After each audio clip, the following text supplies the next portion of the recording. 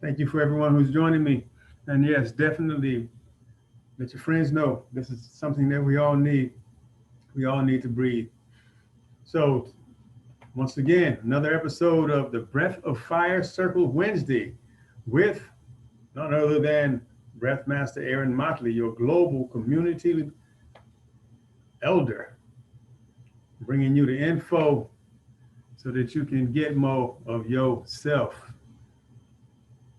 All right, so to recount some of the things that I've shared, the breath of fire is an even swap. It's a rapid paced breath. Some of the benefits are it burns fat, it aids digestion, it increases stamina, it increases lung capacity, it helps you to burn off excess energy.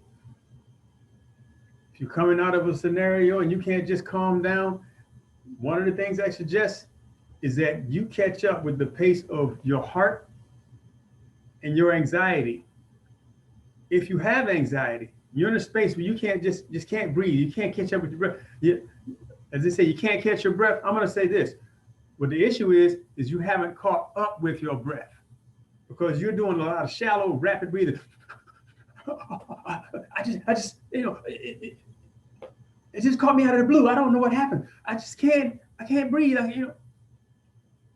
You can't slow down instantly. So what you do is you get the breath to speed up to catch up with the pace of the movement of your spirit, of your whole vibration. So you just go, and if you can't access that through your nostrils with your mouth closed, then you do the ch sound, the choo-choo train, as I call it.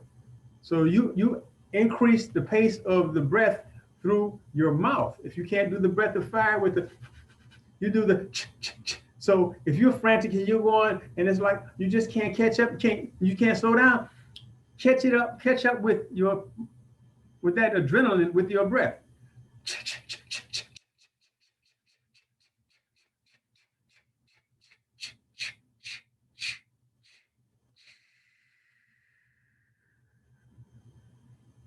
Did you just feel that?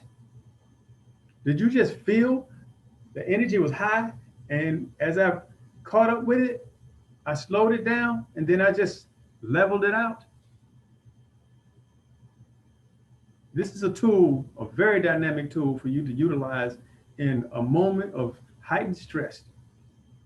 A lot of folks are going through all kinds of anxiety today. We're hearing that, there's a pandemic, there's a new strain, there's a this, there's a that, because we can't go to work. I can't make money. I go to the government agency, they don't have my name on file. They told me to come back next week. All of these things in your day-to-day life that are taxing you emotionally, physically, and spiritually, that are encumbering you in a way that you just can't keep up. So catch up with the breath. Simple technique I shared with you last week of literally catching the breath in your hands and exhaling through your nostrils in order to acclimate to the breath of fire. Just like blowing your nose, except not with so much force that you're pushing phlegm out, but you're pushing air out and you're using the abdominal muscles in that process. So you're not from here, you're from here. Big difference between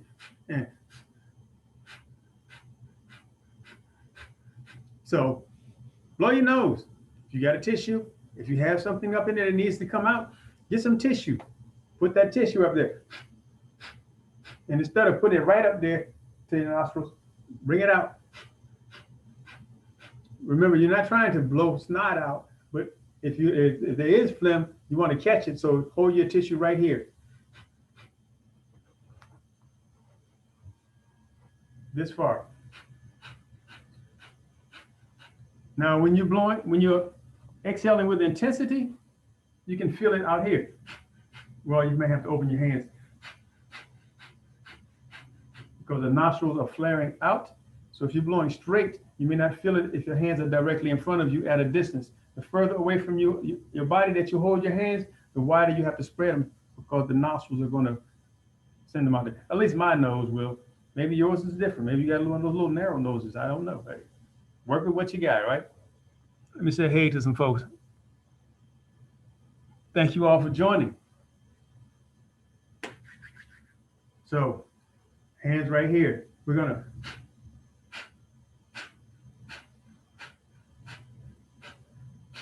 remember when I go, it relaxes.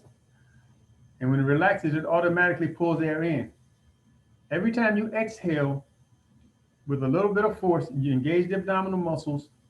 As soon as you relax after the exhalation, it's going to create vacuum that's going to pull air in. So you gently assist that and bring in a little more air, and that's going to aid you in being able to continue this breath as long as you want. Now, the breath for fire technique is something that you can do in perpetuity. I've already shared the counting technique, so I'm going to share it again. How do we count the number of breaths? We count by 10, 1 through 10, 1 through 20, 1 through 30. And we emphasize the 10th breath. And we put up a finger. 20. 1, 2, 3, 4, 5, 6, 7, 8, 9, 30.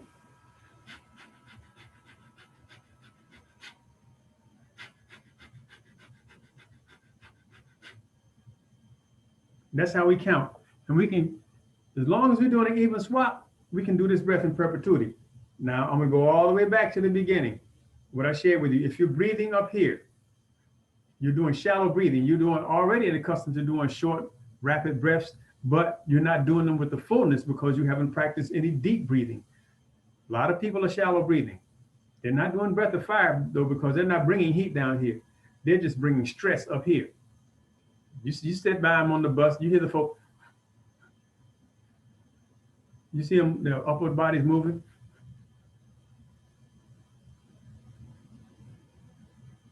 And every now and then they'll go, they're tired from breathing and they're still not getting enough air because most of the time when they do that, they emphasize the, which is the exhalation, but they don't get back as much air as they just let out.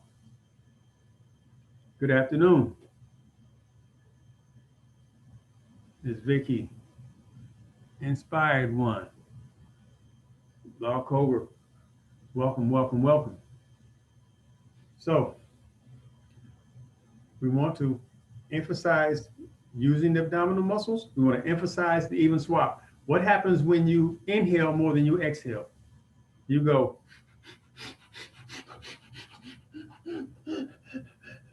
And you feel like you're about to pop and you just can't get no more air in because you can't, because you filled it up to here. You haven't let enough out. You haven't done that even swap. You haven't done that even exhalation. You've concentrated more on the inhalation than the exhalation, which is why we put the exhalation first, because the lungs are containers. You cannot fill up a container that already has something in it. You have to empty it. We're not doing a full deep breath. What we're doing is we're using this part of the abdominals and the diaphragm like so. The diaphragm is coming here, so it's pushing from down here and forcing the air out. We're not going all the way up in here, but when we inhale from down here, when we exhale from down here, we pull air from with the diaphragm down here. So it's a fuller inhalation, exhalation than if somebody's doing shallow breathing. However, it's a scenario that energizes you and it's an even swap. So what happens when you exhale more than you inhale? For instance,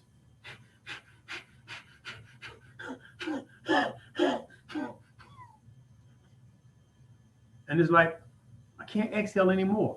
No, because you exhausted your exhalation. You need to get air back into your lungs. You need to have an even swap. So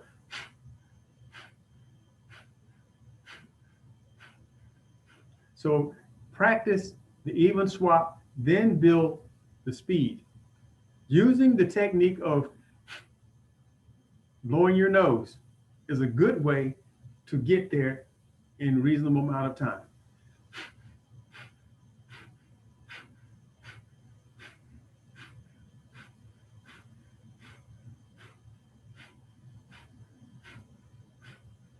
Flow with me.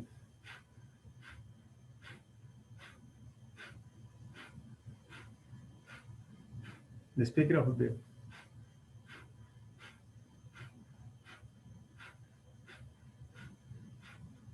A little more. Let's do it a little lighter so we can increase the pace.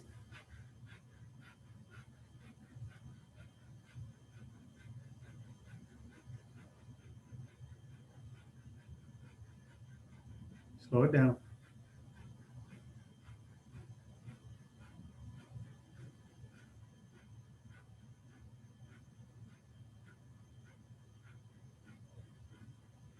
Notice you don't hear it as much because I'm not as intense. I'm doing it softly to allow for an increase in the rhythm, an increase in the pace. Lighter, softer will allow for you to ease into a faster pace. More intense will allow you a fuller thrust, or a larger, how would I put it, a greater thrust from here. Is going to sound louder, and it's going to give you a greater volume of air coming out in order to get a greater volume coming in. But that's not going to allow you to increase the pace until you get seasoned with the breath of fire technique, where you can do a rapid pace with a level of intensity that's going to give you a fuller, more developed breathing capacity in short order. Either way, the operative word is practice. Practice, practice, practice. The more you practice, the better you become, the more you'll get the benefits of this breath. So, number one tip for today is, number one tip, even swap.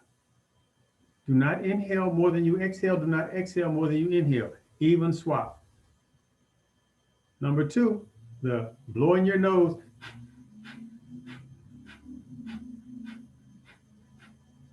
Will allow you to get into that even swap flow more easily.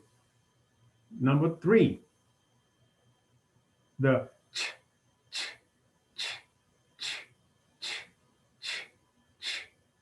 will allow you to get into the feeling of what it feels like in your body to have that even swap.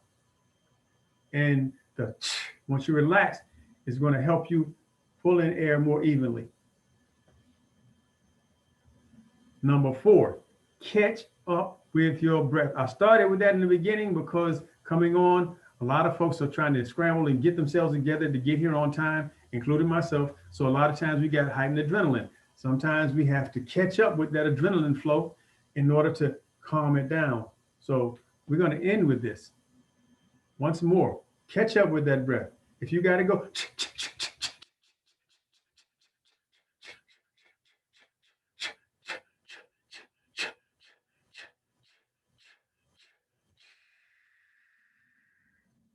yeah, sometimes you literally got to run the breath down.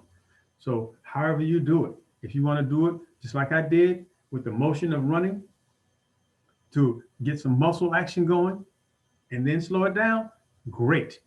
Do you. Don't let nobody deter you from doing you. If what you need to do in the moment is to catch up with your breath and you have to literally run it down, then run it down. If you can't do it with the nostrils, with the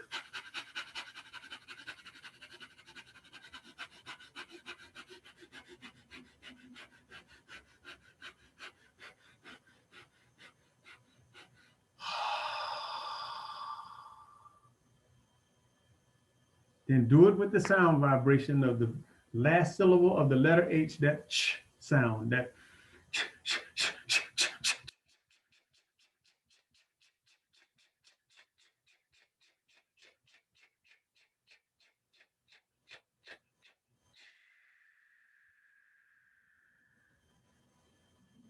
Next time you have a panic attack, before you go to the hospital, run that breath down. Look strange. Let the people look at you. Let them ask you, what are you doing? And if they ask you and you're in the midst of running, you tell them, 1 minute, hold on. Let me catch up with it. I'm trying to catch this breath. That's what I'm doing. I'm catching this breath.